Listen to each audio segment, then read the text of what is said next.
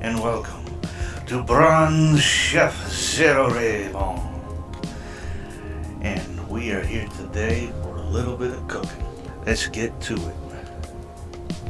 Alright, so one of the first things that you definitely want to be keeping an eye out, as everybody is out and about and exploring or doing whatever, is to find, if you have the Ender client, it'll be a lot easier to see thanks to these symbols on different trees and whatnot. But for like nuts and fruits, as well as all the squirrels and stuff early on, so you can start making some more of the pit baked goods. One of the best ones is the nut jerky. Obviously for the strength, the charisma and the will isn't too bad either, but there's more strength to it than anything. Then the next one would be the fruit roast. Just some leaves and some fruits. Whereas the nut jerky is, a meat, some nuts, and some leaves. Leaves are pretty common. You can find them on samiras, mulberries, or various other trees. If you do not have Ender, you would just have to memorize the tree and right-click and figure it out and pick the leaves off of them. There are the fish wraps, which will give you greater perception. However, I would use the fish wrap for some of the other fish that may not be as helpful. Alright, and of course, if you leave your fireplace lit over a long period of time, it'll build up heat. I believe it's about an hour per unit of heat. It's about an hour for 3 units of heat, and it takes about 3 hours for 1 unit of heat to dissipate.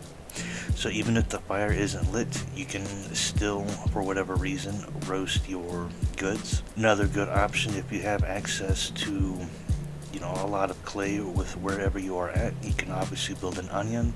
You'd put 4 branches in there, and then you can just walk away and it'll be fine.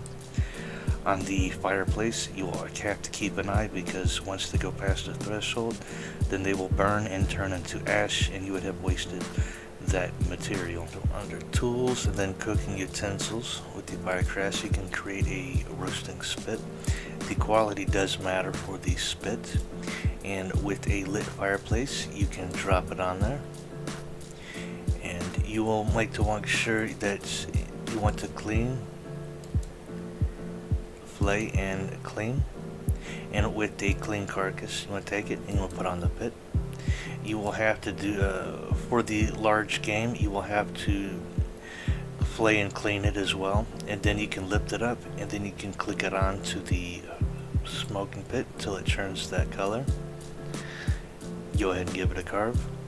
Now with spit roasting, you get the most out of the meat. A lot of times you'll get more meat. See, like I only got 1 raw squirrel. With the spit roast I got 2. And with this we're going to go ahead and cook it. So you will see 400 energy. It's about the same. A little bit more hungry. But you see, you have 1.9 for the intelligence, but you will have 2.63 with an additional adding for constitution. Various meats and the like will do that. And with fish, you can take them whole. You don't have to mess with them, and just throw them onto the smoke pit as well, and then give them a quick turn and they change colors. Go ahead and clean them up. Now spit roasting will give you the most that you can get out of the food. You can also throw fish on a drying rack. So before we go on to the fishing as a whole, basically just as everybody goes about, or as you go about your business, make sure you stockpile as much leaves, nuts, berries, fruits, anything you can find, and save them for the nut jerkies. While we're getting onto the topic of fishing, we'll go ahead and slap on our fishing hat, because it looks pretty cool. Alright, and now with the fishing gears, you will start with the bushcraft fishing pole, then you'll work your way up to the primitive casting rod, which will require some leather and cloth to make. The different fishing lines do matter. But for the most part, you just put the line onto the rod and then the hook, and then you want to put the bait on there. For the primitive rod, we'll put the line, the lure, and then a hook, and then it's good to go. The primitive casting rod, it will be more specific to catch certain things. Different lures and whatnot will do you a favor. I will leave a link down below to the fishing link to the wiki, so you can browse the list of the the different lures, baits, and fishing lines that will be required to help you get the best chances to catch the fish that you want. So for now, let us go find some fish. So as you are walking around or sailing around in your duggy or rowboat, you'll see the little fishies jumping out. So we'll go ahead and we'll throw a line at the next one we see. So there we go.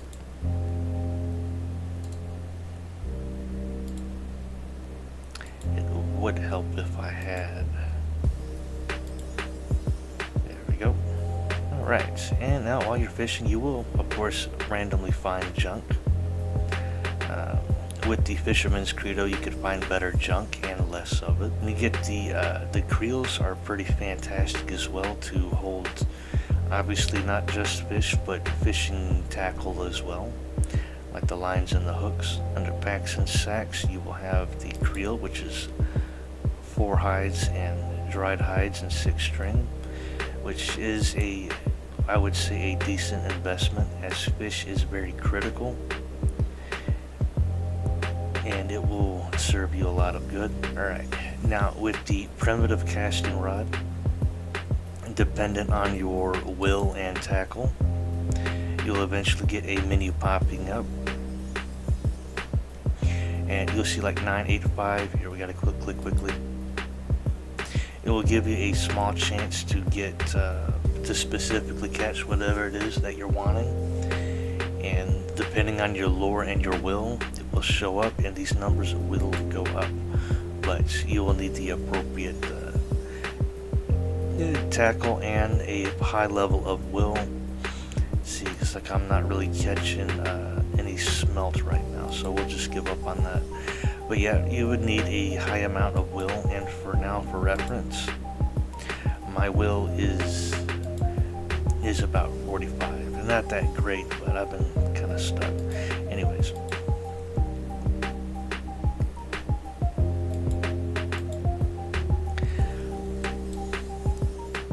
so it would probably be best to stick to bushcraft fishing until you are able to reliably use the primitive casting. Alright, so now while you're going out and wanting to fish, you can make a variety of boats. My favorite, as anybody would know me, is the coracle.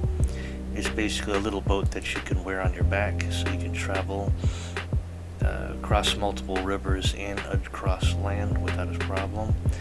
But the good old reliable dugout is obviously the easiest to get. All you gotta do is chop down the tree.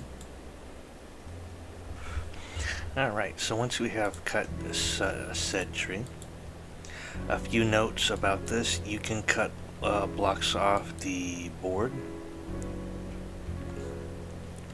I mean, you can cut blocks and make boards off of it, and it will not affect it much, so as long as the log remains.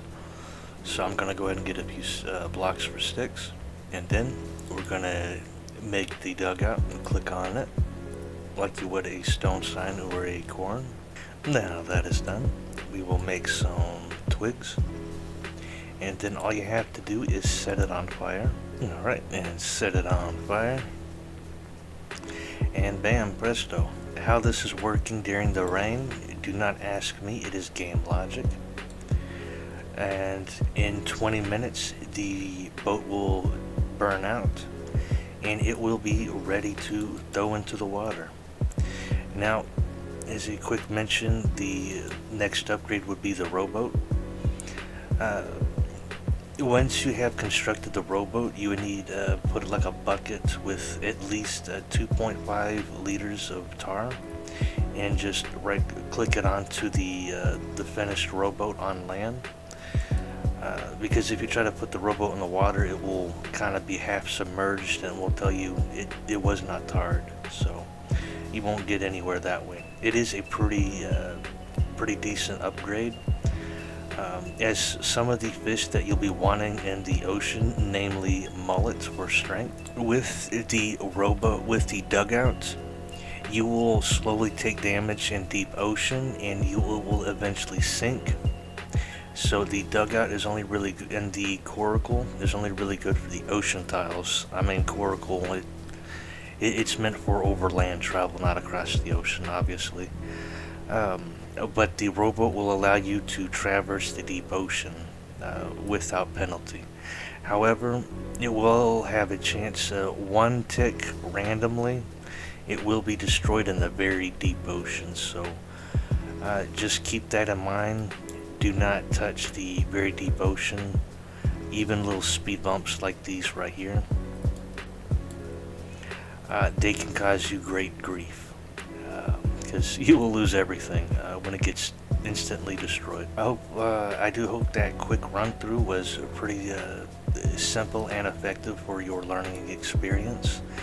I am aware a lot of this is very much old news and kind of common sense for some people, but I know a lot of people have been asking me, especially with the boats, with trying to make a dugout, as well as various of the picked baked goods. Basically, for the sake of patience and time, as using the fireplace, if you're not as attentive or if you have a lot of work you're doing, your pit baked goods can and will burn on the fireplace. It is better to try to make an oven. Even a low quality one will be okay, as in the early game it is basically a matter of convenience, because you just put 4 branches into an oven and that is enough for every single baked good there is. Some things can't be helped, but it is what it is.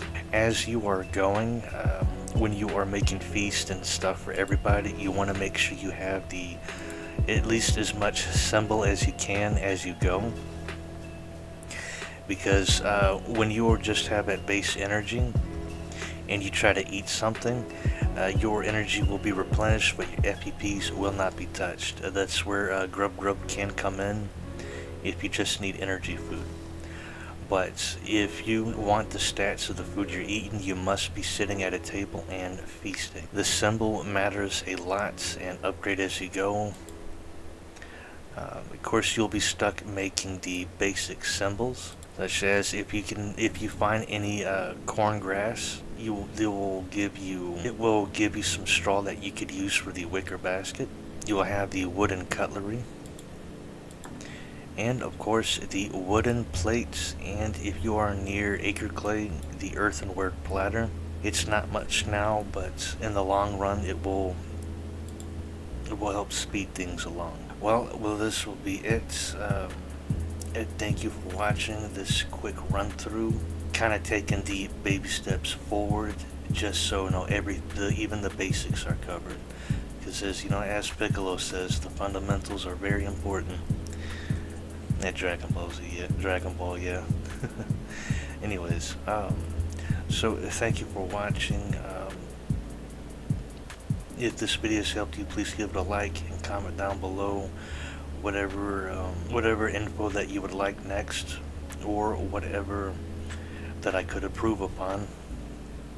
I am still adapting and trying to get better. That's why I was hoping to go through a rapid fire like that. So if that has been a little bit more enjoyable for you, then do let me know, and I will persist on trying to do a rapid fire like that.